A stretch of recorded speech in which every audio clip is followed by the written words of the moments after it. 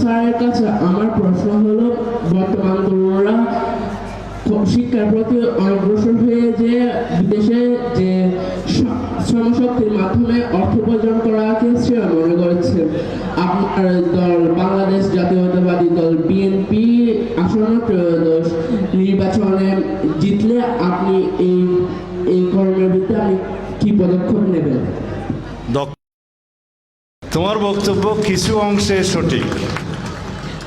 দারিদ্র্যের কারণে দারিদ্র্যের কারণে অনেক পরিবারের সন্তানরা শিক্ষা সমাপ্ত না করেই, প্রাথমিক বা মাধ্যমিক সমাপ্ত না করেই অর্থ উপার্জনের জন্য বাধ্য হয় পরিবারের কারণে। এটা এক। দ্বিতীয় হচ্ছে, যখন দেখে ইন্টারমিডিয়েট ডিগ্রি অর্জন করার পরও সে একজন বেকার শিক্ষিত যুবকে পরিণত হবে, যুবতীতে পরিণত হবে, তখন তার মধ্যে হতাশা আসে। তার চাইতে সে মনে করে, why not earlier we go for the profession, এটা মনে করে যে আগেই অর্থ উপার্জন করব। কিন্তু আমরা যখন ভবিষ্যৎ দেখাতে পারবো,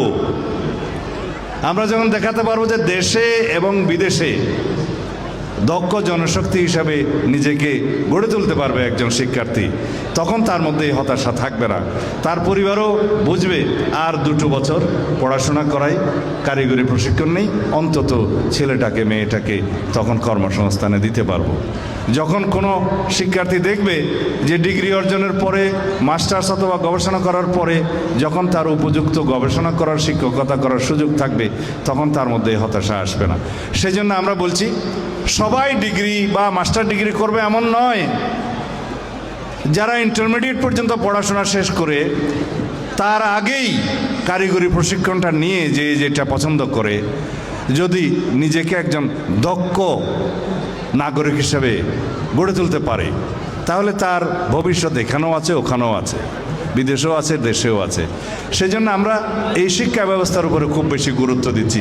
আশা করি আমরা শুরু করতে পারলে দেশের মানুষ বিশ্বাস করবে। কারণ to begin anything is most important part of any job, এটা মনে রাখবা। যদি তুমি কবিতা লেখা শুরু করো, শেষ করতে পারবা। তুমি যদি শুরুই না করো, শেষ হবে না। সেজন্য আমরা যখন ইনশাআল্লাহ জনগণের সমর্থনে যদি সরকার পরিচালনা, রাষ্ট্র পরিচালনার দায়িত্বপ্রাপ্ত হই, তখন আমাদের এই কর্মসূচিগুলি শুরু করি। জনগণ বিশ্বাস করতে শুরু করবে যে সত্যিকার অর্থেই এদেশের কোনো শিক্ষার্থী আর বেকার হিসাবে বেরোবে না, ডিগ্রিপ্রাপ্ত শিক্ষিত বেকার হিসাবে বেরোবে না।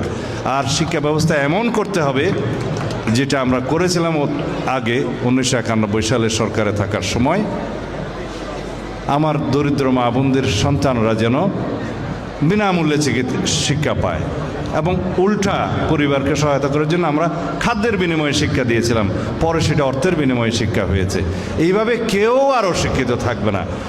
ন্যূনতম পক্ষে আমি মনে করি বাংলাদেশের যে কোনো নাগরিক দ্বাদশ শ্রেণী পর্যন্ত বাধ্যতামূলকভাবে শিক্ষা গ্রহণ করা উচিত।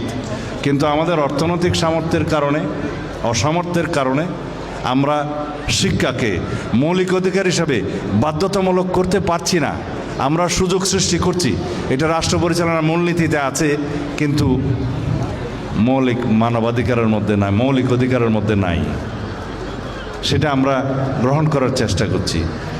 এমন আমরা এখন ইন্টারনেটকে মৌলিক অধিকারের অন্তর্ভুক্ত করার চেষ্টা করছি, কারণ ইন্টারনেটের সেবা যাতে কোনো দিন বন্ধ না হয় সেটা করা সম্ভব।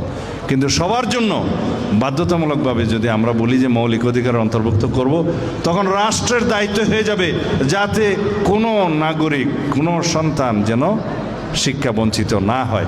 সেই দিকেই আমরা ক্রমশ এগোবো ইনশাআল্লাহ।